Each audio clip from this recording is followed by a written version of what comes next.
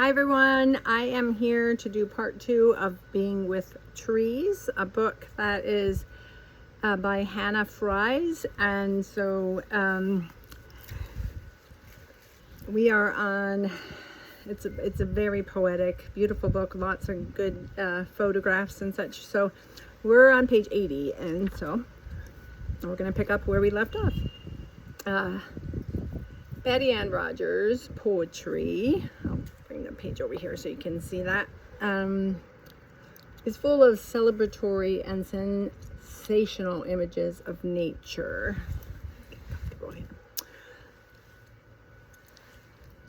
Buttressed by a deep knowledge of biological and natural history.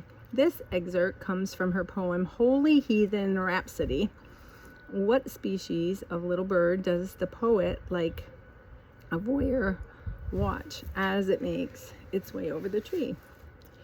A brown creeper, perhaps, or a nuthatch? Okay, and then the page says, summer lulls, lingers in its own mazes, a white limped poplar, leaf stalks, peel of scented bark, her body seed wing or feather down, thread slivers of silk, touches each curl, love and creviced branch as she passes, slides under side, over side, along the ridges and furrows. Is that a tiny tongue finding the way? Love is the sun-holding tree of lapping leaves, delves, canopies, a multi-tangled cover. So that's a beautiful poem by Betty Ann Rogers. Next page, taste if you're there. I think this is really where we stopped, but taste if you dare. And love this photograph. It's got obviously a maple spout stuck into the bark of a tree. If you know what you've found is wild blueberry or blackberry, if broken sugar maple bough is dripping sap, if you like the sour pucker of wood sorrel, or just taste the air. The senses of smell and taste are closely connected. If you are near the ocean, you might detect salt on the breeze. If you are in a pine forest, you might feel as though you can taste the sun-warmed resin. If it's raining or snowing, stick out your tongue. Sugar maple, we say, and it is on our tongues. Tap it now in March. The ground, a mash of snow and mud, sap rising from the roots, a clear drop on the finger, small sweetness. We taste because we know it's there. Another poem by Hannah Fries. Next page.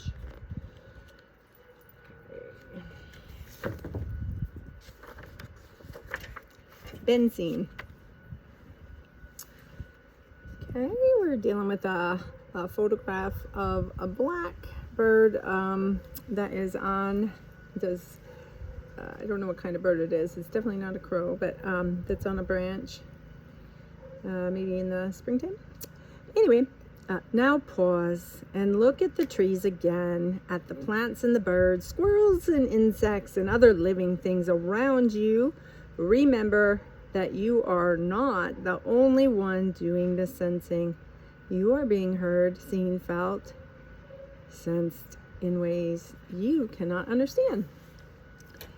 The crickets, as the crickets, next page, as the crickets' soft autumn hum, it is to us, let me start that again. As the cricket's soft autumn hum is to us, so are we to the trees, as are they to the rocks and the hills. And that was a poem written by Gary Snyder. Okay, this next page is gorgeous. I don't know what kind of tree this is, but the roots that are coming up, or that are like exposed on the ground and expansive, it's remarkable. So we will see. It's called Marvel. Did you know that the trees can hear? Scientists have found that plants' roots will grow toward the sound of water and away from sounds they do not like. But the plants are not fools. They could not be tricked by a recording of running water. And if there was already enough water in the surrounding soil, the plants did not respond to the sound of water. Interesting. It was surprising and extraordinary to see the plant could actually tell when the sound of running water was a recording and when it was real, and that the plant did not like the recorded sound. Credit to Monica Galiago, who is a research associate professor in evolutionary ecology, University of Western Australia. All right, beautiful. The next page is glorious. Underneath the canopy of a number of trees, perhaps even the same roots on the page before of those exposed roots. It says, it may be that plants have more complex senses than we have yet to imagine. One of the ways in which trees talk is in the form of electrical pulses via a system of voltage-based signaling. Not unlike animals' nervous systems, the forest is crackling with a secret conversation. How beautiful. Poets, next page of the night sky and the black, because of the dark trees, silhouettes. Poet and Trappist monk Tom Merton wrote, "I live in the woods out of necessity. I get out of bed in the middle of the night because it is imperative that I hear the silence of the night alone, and with my face on the floor, say psalms alone in the silence of the night." What a thing it is to sit absolutely alone in the forest at night, cherished by this wonderful, unintelligible, perfectly innocent speech, the most comforting speech in the world, the talk that the rain makes by itself all over the ridges, and the talk of the water courses everywhere in the hollows. Nobody started it. Nobody is going to stop it, and it will talk as long as it wants. This rain, as long as it talks, I'm going to listen. By Thomas Merton. Next page. Trees and plants also stay in touch via a vast network of fungi whose thin branching threads of mycelia grow among their roots and throughout the forest soil. Through this network, trees share and exchange nutrients, and they can even warn each other of harmful fungi and disease by sending a chemical signals through the delicate filaments of the mycelia. I'll bring that up for you to see the photograph. Yes. Trees are the foundation of forests, but a forest is much more than what you see underground. There is this other world, a world of infinite biological pathways that connect trees and allow them to communicate and allow the forest to behave as though it's a single organism. It might remind you of a sort of intelligence. Written by Suzanne Simard, forest ecologist, University of British Columbia. Okay, dendrophile, someone who loves trees and forests. Dissolve. As you take the trees, I was watching the two dogs in my yard, catty corner from mine, sorry. Dissolve. As you take the trees and all the life that revolves around them, as you begin to sense their intelligence, as you breathe their breath, and touch their bark and listen to their clacking branches, you might start to feel the boundaries between you and them growing softer Let it happen. Nice. Next page. Gorgeous. Of the mountains, right? It says, as you watch a tree sway in the wind, let your knees and shoulders relax. Sway a little on your own stem. The mountains, I become part of it. The herbs, the fir tree, I become part of it. The morning mist, the clouds, gathering waters, I become part of it. The wilderness, the dewdrops, the pollen, I become part of it. This is a Navajo chant, and it was written in earth prayers from around the world. Everything I encounter permeates me, washes in and out, leaving a tracery, placing me on the beautiful paradox of being, by which I am both solitary creature and everything. Susan Griffin. Let your imagination leap into another body, the body of a beetle, the body of a tree. What do you feel? I sense the branches moving, feel the creak of the winter stiffness. I feel new life begin to run through its body as the sun and wind pull and push. I feel the pull on kinky limbs, the sluggishness of parts still half asleep that respond only slowly to the call of the sun. I feel the breeze blow off the tree's winter coat and awaken something inside, deep within the core. And I sense the tree responding, branches swaying, bulky body moving slowly, sluggishly as it can. And then I am the tree. A jay alights, and I feel its touch on a distant extremity. I'm still here, still flat on the hillside, hidden from the wind, but somehow I extend above and beyond and around myself to include the tree, the earth, the rocks, and the breeze. By Barbara Dean. Next is Root Your Spirit. So, beautiful photograph of mostly the trunk of a very large tree pushing its way up through a forest. Once you become practiced at being more physically connected to the world through your senses, you will likely find something deeper inside of you is reaching out for connection to. Perhaps this, partly because your growing awareness and causes you to also recognize your smallness. Your spirit, looking to reroute itself, sends out its feelers into the largeness of the world. Tree.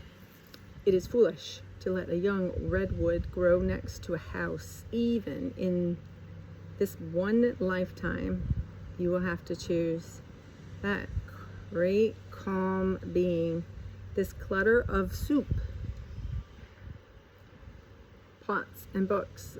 Already the first branch tips brush the window softly, calmly, immensely. It taps at your life. Jane Hirschfield.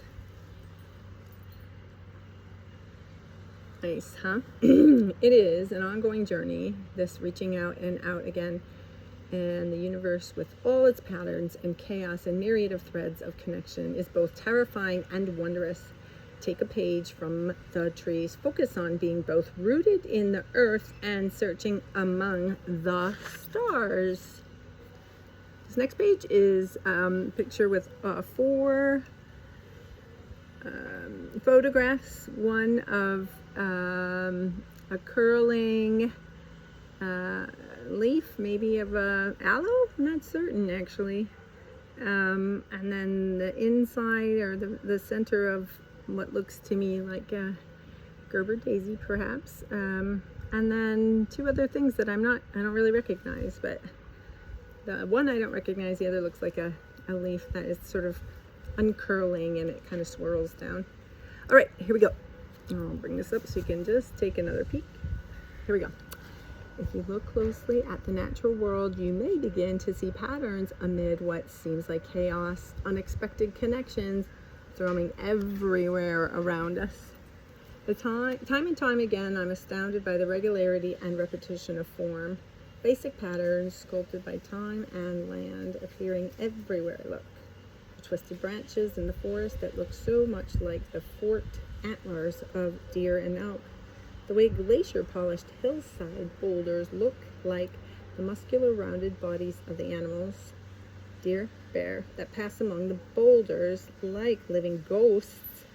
The way the swirling deer hair is the exact shape and size of the larch and pine needles the deer hair lies upon once it is torn loose and comes to rest on the forest floor.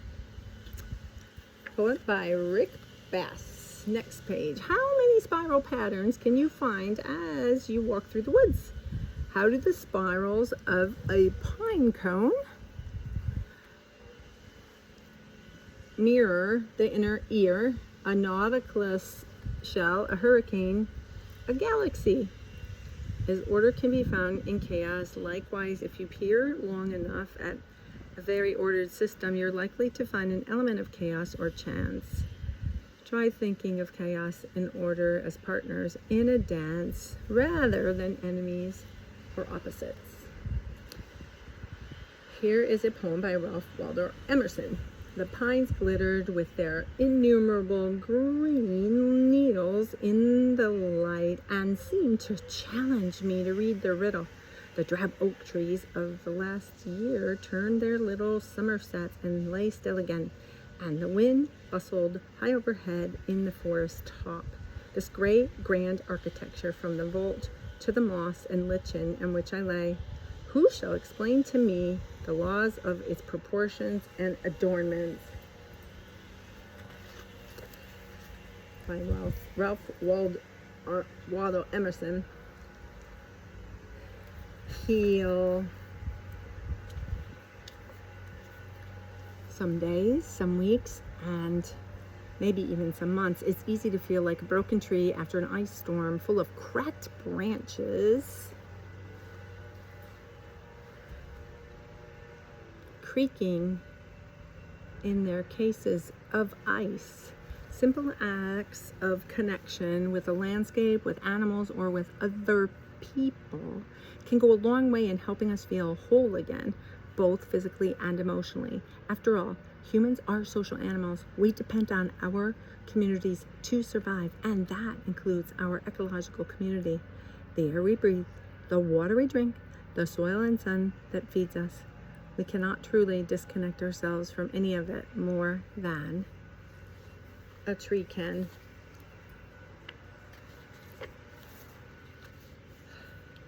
Okay, the next page is beautiful. Photograph of somebody standing on the forest floor and taking a picture of the tops of the tree from the bottom of the floor. So really beautiful. And yet, I'll bring it close. Okay. And yet within our busy indoor existence, we come to feel isolated and alienated. The weight of the world is heavy indeed. The weight of our own lives can be heavy at times too. But it is heavier when we stay inside our sealed boxes, the pressure bearing in from all sides. When you step outdoors and under a canopy of trees, when you give yourself time to breathe, time to get to know the trees and their world, you might feel that pressure lift and dissipate. Next page is release. Whatever has been keeping you up at night, darkly chewing away at your heart, picture it lofted by tree boughs and spread ever so thinly over that whole vast vault of a sky. Your grief is not gone. Your loneliness is not gone. But when you have a place to stand, you can see your life connected to all the lives around you. Human and non-human, it may become a little easier to bear.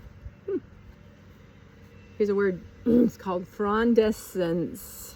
Frondescence. And the time at which a plant or tree unfurls its leaves. Okay. On the mountain, a conversation. You ask why I perch on a jade green mountain, and I laugh.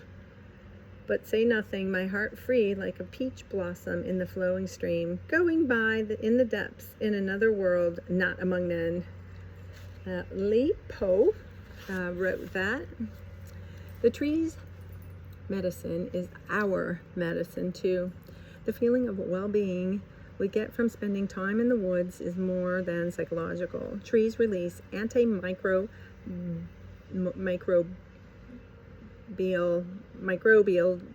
chemicals into the air called phytoncides to help defend themselves against harmful insects and germs.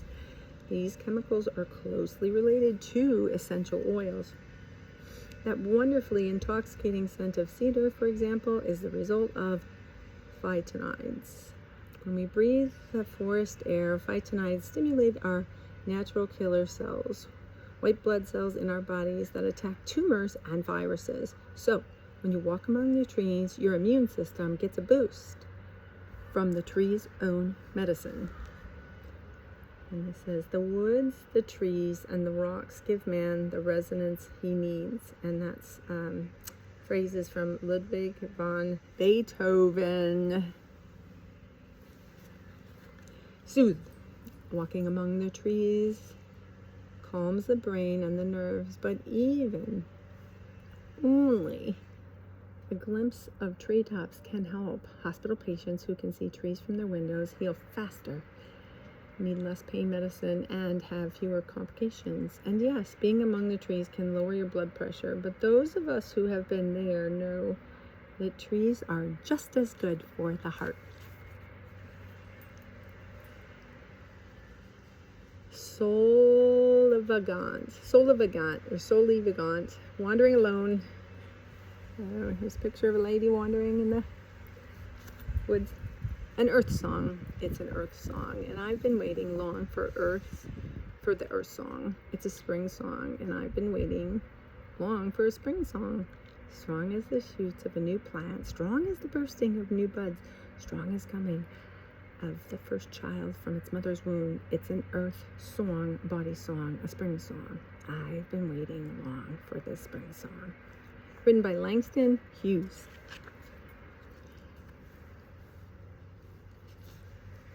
Gorgeous. This is a photograph of a close-up of the bark on a tree. It says, every wound ever suffered remains within a tree, but while they may not heal, most trees do get closure. Michael Snyder, forester, commissioner of the Vermont Department of Forest, Parks, and Recreation. The way trees heal their wounds is quite different from how human body heals, though perhaps not so different from how the human psyche heals.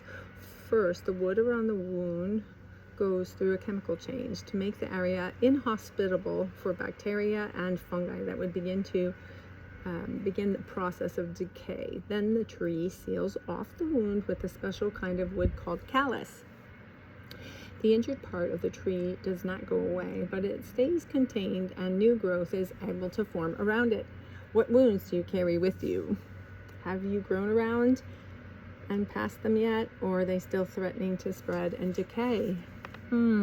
What a reflective thought. Okay. Bend. Don't break.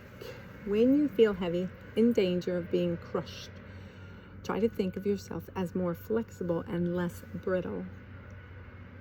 Evergreen boughs sagging under the snow are strong because they bend, beautiful because they hold all that luminous weight without snapping, and they bounce again skyward come spring.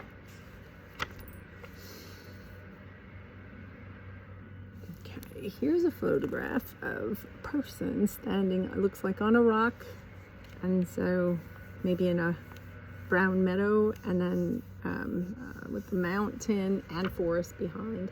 Beautiful. And it's snowing. My help is in the mountain where I take myself to heal the earthly wounds that people give to me. I find a rock with the sun on it and a stream where the water runs gentle, and the trees, which one by one give me company. So must I stay for a long time? Until I have grown from the rock and the stream is running through me, and I cannot tell myself from one tall tree. Then I know nothing touches me nor makes me run away. My help is in the mountain that I take away with me. Written by Nancy Wood. Okay, next page. Find lightness. On a branch floating down river, a cricket singing. Written by Kobayashi Iza. Perhaps it is not only the boxes of our homes and offices that trap us sometimes, weighing us down, but also our egos. When we find ourselves amid something much larger than ourselves, larger than all the intricate machinitations of society in which we live, a certain lightness takes over. But it is a lightness filled with the freedom of losing oneself and the strength of finding oneself again, humbly. Okay, next page. Oh, there's a lot on, this is good as far as photographs. So we've got a lot of green in the background and a little tiny mushroom in the bottom corner, and then four individual photographs that make up a large square. Fallen leaves. See. Yep, I'm just gonna, okay, celebrate renewal. Feeling more alive and connected, paradoxically, can help soothe the fear of death that grips us sometimes like a disease. And seeing the way nature continually dies and renews itself, decays and reborn can help slowly round the sharp edges of grief. Observe the cycles of life and death around you and look for the evidence. Fallen leaves decay on the forest floor as new leaves bud out above. A rotten log teeming with insect life, fungi, and moss. New shoots growing out of a stump, and the carcass of an animal melting into the snow. Wow. I'll move this around, see if you can see all those.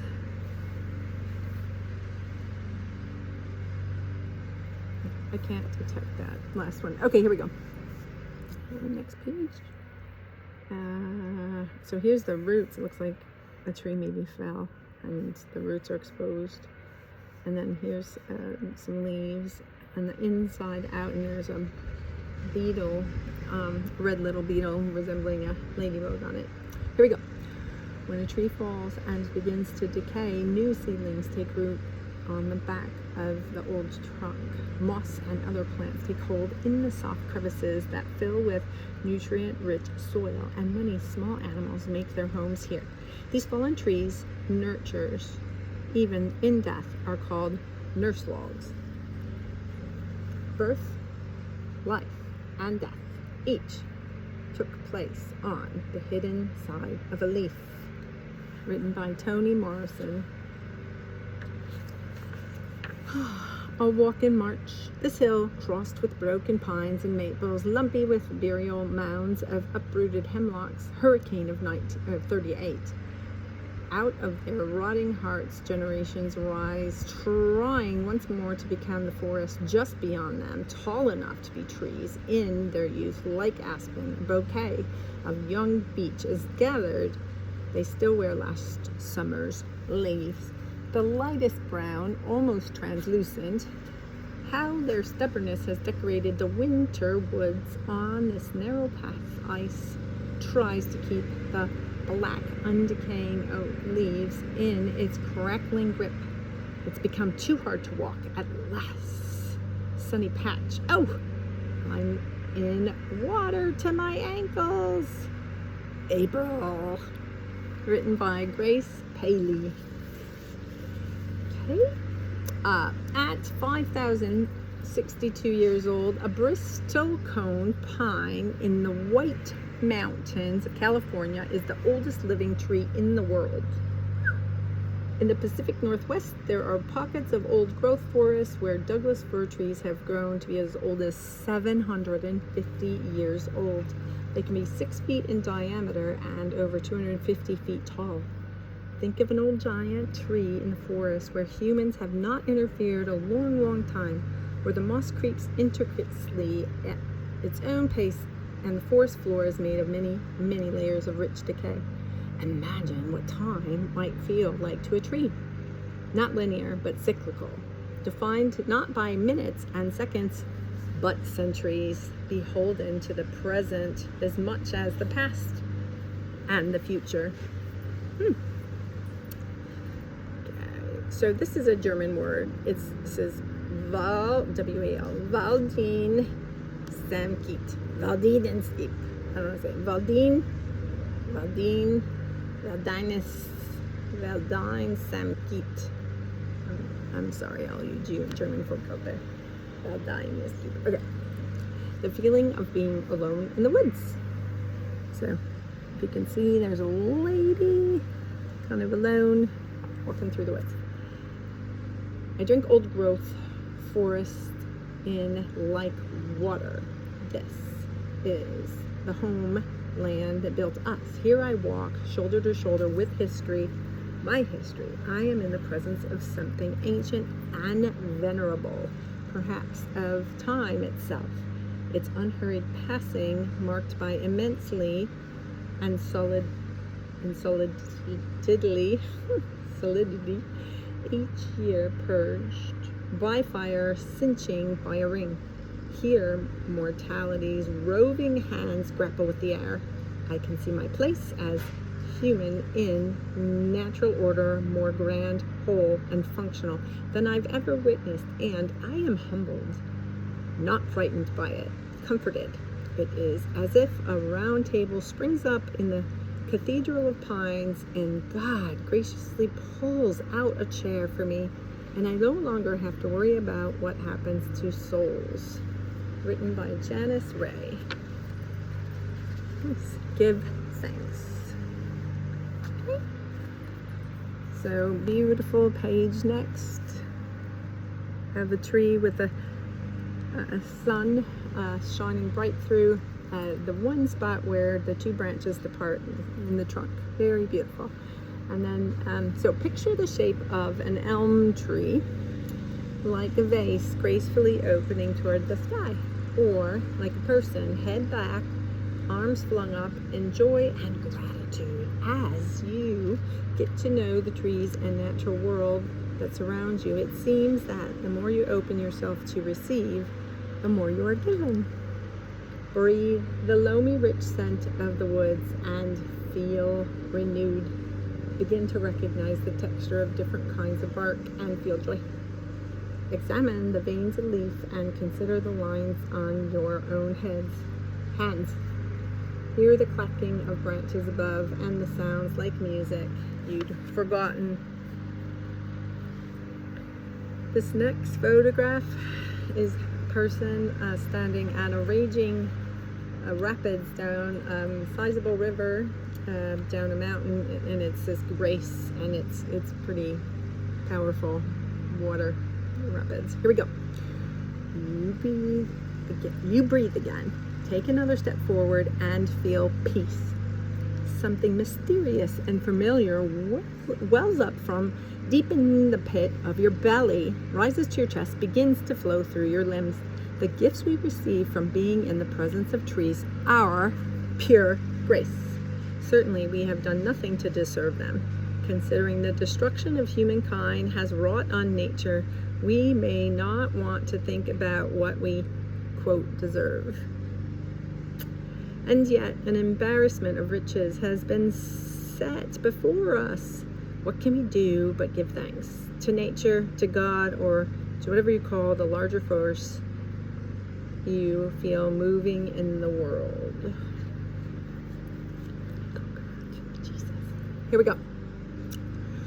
I thank you, God, for this amazing day, for leaping greenly spirits of trees and a blue true dream of a sky, and for everything which is natural, which is infinite, which is, yes, I who have died am alive again today, and this is the sun's birthday.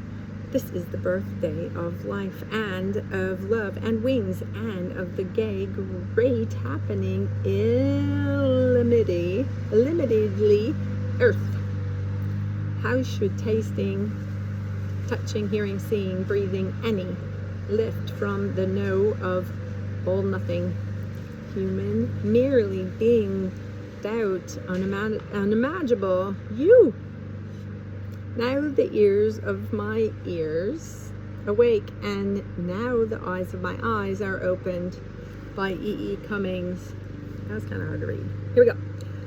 This is the next page with a beautiful little bird's nest with 4 blue eggs, presumably robin eggs, but bird eggs in there. Gratitude also comes on the heels of wonder. Perhaps wonder itself, at times, is an involuntary expression of gratitude.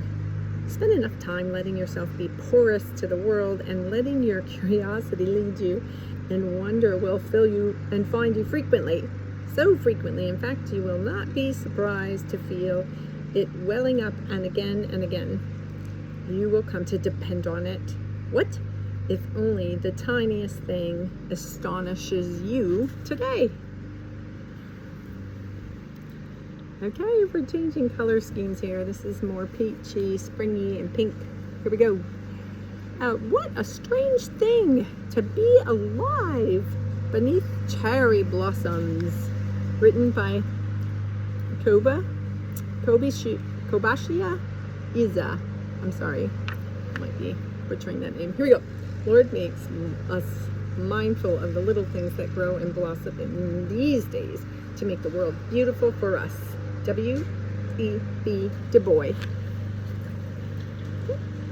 If you look at a tree and think of it as a design assignment, it would be like asking you to make something that makes oxygen, sequesters carbon, fixes nitrogen, distills water, provides habitat for hundreds of species, accrues solar energy fuel, and makes complex sugars and food, changes color with the seasons, creates microclimates, and self-replicates.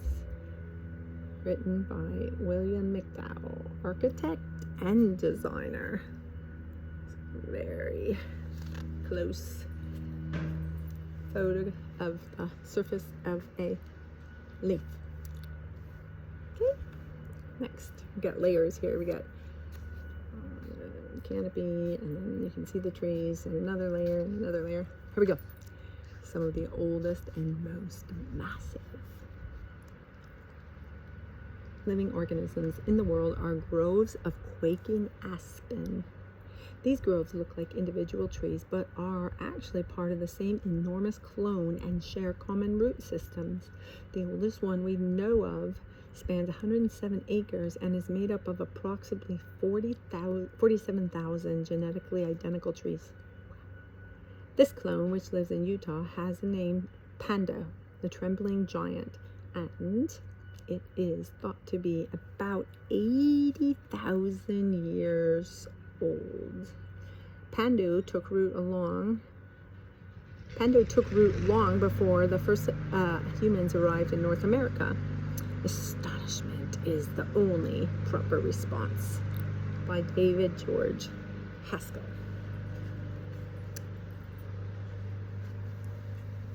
Okay, next page. Invite enchantment. Allow yourself to feel ecstatic, to celebrate and sing the praises of the small and large things that bring you joy. Cynicism might be hip, and it might feel safer to be emotionally guarded, but it also might stifle the soul.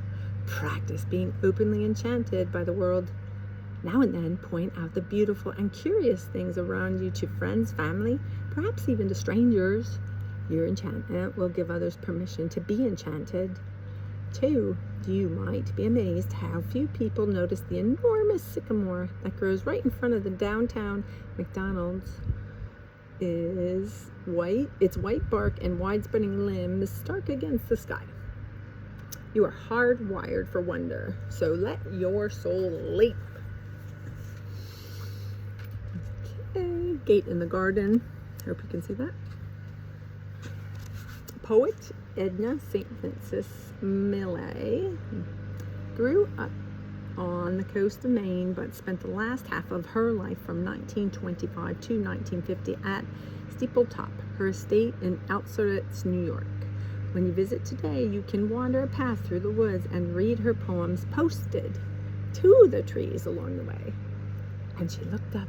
A quickening gust of wind blew up to me and thrust into my face a miracle of orchard breath, and with the smell, I know not how such things can be.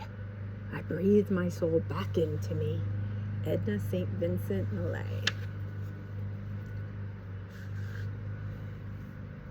Next page. Recognize abundance. Abundance can be a bucket full of huckleberries, a rolling carpet of acorns, an expanse of electric blue sky. Wonder, love. What abundant gifts are you grateful for? I am a guy who wanders around looking for nothing in particular, which is to say everything. In this frame of mind, I have seen many things in venues, urban, suburban, and rural. While ambling in the woods, I have seen marten kits and three-legged elk, secret beds of watercress, and subtle dens of foxes. I have found thickets of wild grapevines, a hidden jungle of salmon berries, and stands of huckleberries, so remote and so delicious that it is a moral dilemma for me also to whether or not I should leave a map behind for my children when the time comes for me to add to the compost of the world. Written by Brian Doyle. Okay, this next page we've got some acorns on the bottom, and then on top we've got a rolling hill meadow with a big tree in the middle and some trees behind it. Here we go. Nut trees, including oak and beeches, are masters of abundance, producing massive amounts of nuts once every few years. These years of abundance are called mast years. All the oaks, beeches, or hickories in a region will choose the same year to rain down their riches. How do they know it's time? How does the message spread from one piece of fragmented forest to another? We do not know yet. It's a mystery. One impulse from a vernal wood may teach you more of man, of mortal evil, and of good than all the sages can. Written by Williams Wadsworth. This next page is titled Stay Humble, and it's a great big huge tree in the autumn that's turned yellow and orange and red all. If we surrendered to Earth's intelligence, we could rise up rooted like trees. Written by Rainer Maria Reich. And this next page has let's see if I can show you this, but translucent leaves, right? And so you can see through them. It's amazing. The wisdom of nature is both wondrous when we comprehend it and mysterious when we do not. What do the trees know that we do not? What ways of knowing are available to them simply by way of being trees? What can they teach us? Consider that scientists don't fully understand how trees do something as simple as draw water all the way up from the roots to the leaves. We can be grateful for the mysteries we have yet to plumb, and those we have yet to even think of. Nature's creativity is infinite. The next page has some beautiful pink flowers blooming on the forest floor. The H.J. Andrews Experiment Forest is a 16,000-acre site in the western Cascade Mountains of Oregon and is home to ancient old growth cedar, hemlock, and Douglas fir. It is the site of long-term ecological research, but not just in science. Writing residencies bring poets and essayists to the forest to add their reflections and observations to the work being done here. We need places that instill awe, fear, and trepidation, the old idea of the sublime. I came to the Andrews Forest in part to experience this mystery, to reconnect with some deeper part of my psyche that needs the occasional jolt from nature's less friendly side, to sense once again that we are part of something unknowable and hence ungovernable. Written by Frederick H. Swanton. Next page. It is possible to be grateful even for what frightens and subdues us. Okay? The romantics of the 18th and 19th century Europe often praised the sublime in nature. What is awe-inspiring and grand might be beautiful, and yes, it may also come with a tinge of terror. The tree which moves some to tears of joy is the eyes of others only a green thing that stands in the way. Some see nature all ridicule and deformity, and some scarce see nature at all. But to the eyes of imagination, nature is imagination itself. Very poetic. That is written by William Blake. Be awed. Okay? An old-growth forest might embody the sublime, making us feel the largest of time and space and the smallness and frailness of our human selves in comparison. What place or experience makes you feel both awed and a little fearful at once? Trees do not purr, they do not flatter, they do not inspire a craving for ownership or power. They stand their ground, immune to merely human urges. Written by Scott Russell Sanders. Okay. Offer thanks. We've got a night sky with the trees, and I don't know, maybe the northern lights or something. Okay, here we go. Indeed, we have much to give thanks for, from the tough intricacy of seeds to the heart-stopping grandeur of towering redwood, from the beauty, inspiration, and the vision that the trees led us all the way. They literally give us breath and life. Okay, next. The Haudenosaunee people, known as the Iroquois Confederacy, which includes the Mohawk, Oneida, Cayuga, Onondaga, Seneca, and Tuscarora tribes, have a central prayer in their tradition called the Thanksgiving Address. They open and close all meetings with the address, thinking the many forces that sustain life and becoming spiritually tied to each. As you walk in the woods or relax beneath a tree, say a few silent thank yous. Say them even in the face of sadness and even in the face of grief. We now turn our thoughts to trees. The earth has many families of trees who have their own instructions and uses. Some provide us with shelter and shade, others with fruit, beauty, and other useful things. Many people of the world use a tree as a symbol of peace and strength. With one mind, we send our greetings to... With one mind, we send our greetings and order thanks to the tree life. Now our minds are one. Written by Haudenosaunee, and it's a Thanksgiving address. This one's pretty. Okay. And you can see the tiny little bird on, broken protruding branch of the bark and the trunk. Here we go. Robin Wall Kimmerer, a biologist, writer, and member of Citizen Potawatomi Nation, notes this remarkable thing about the generosity of the natural world. Even a wounded world is feeding us. Even a wounded world holds us, giving us moments of wonder and joy. Let us choose joy, but let's not stop there. Let your joy and wonder also move you to reverence. As you walk in the woods, think of the ground you walk on as sacred. Make a little mental nod to all the life you encounter, acknowledging each thing as its own small miracle. We're almost done. We're getting to the end. This next page with the background blurry is a man holding a pine cone. Okay. Every being has rights to be recognized and revered. Trees have tree rights. Insects have insect rights. Rivers have river rights. Mountains have mountain rights. Written by Thomas Berry. Although trees may offer healing, we will not be fully healed until we in turn begin to heal the wounds we have inflicted on our landscapes.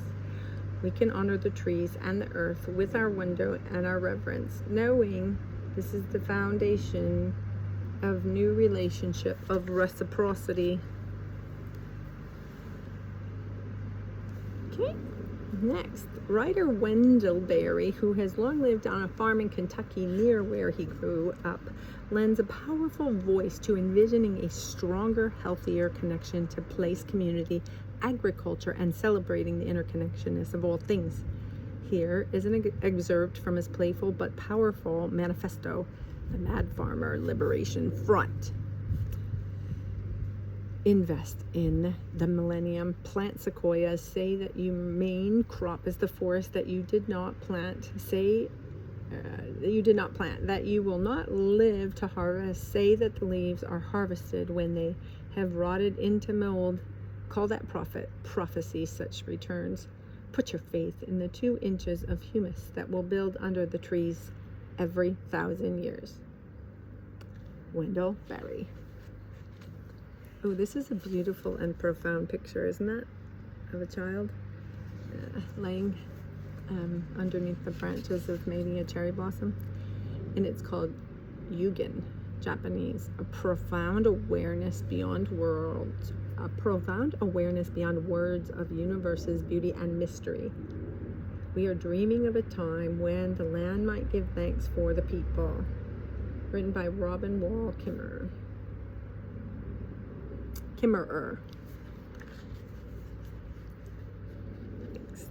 Okay, and the posture of gratitude is only the beginning. And we are at the end. So thank you for joining me. It's a beautiful book and many acknowledgments in the back. Beautiful photography, and the final page actually says wonder. And I'm thankful that somebody gave it to me and that I was able to read it here. So hope you enjoyed it, and God bless you, and I hope this was good for you. Thanks. Bye.